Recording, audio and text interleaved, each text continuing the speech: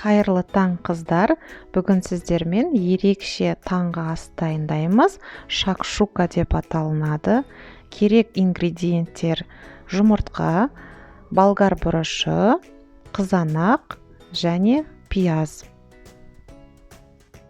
Пиязымызды, қызанағымызды, тәтті болгар бұрышымызды осылай майдалап турап аламыз. Қызанақтың қабығын алып тастағандарыңыз абзалырақ болады.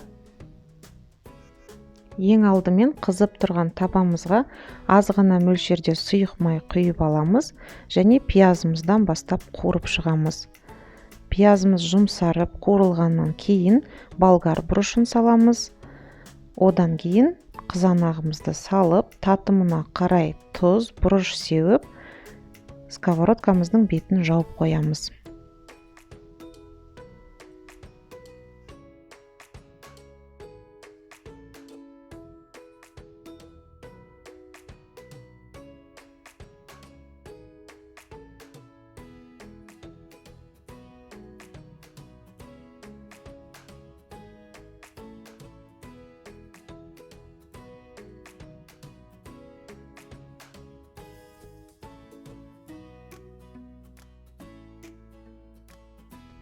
Көкөністеріміз жақсы бұқтырылғаннан кейін қызанағымыздың суы шығады. Сол сәттен бастап жұмыртқаларымызды бір-бірлеп салып шығамыз.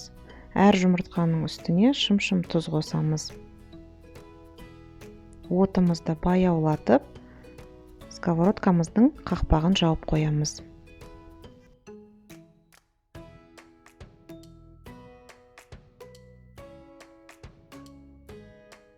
Шамамен 5-7 минут аралығында жұмыртқамыздың ақуызы осылай толықтай піседі. Сол сәттен бастап ыдысымызды оттан аламыз. Керегімізше ас көкпен безендіріп, таңғы асымызды жақын жандарымызға ұсынамыз. Жасап көріңіздер қыздар, өте дәмді әрі тойымды таңғы ас болып табылады. Астарыңыз дәмді болсын, күндеріңіз берекеге толы болсын.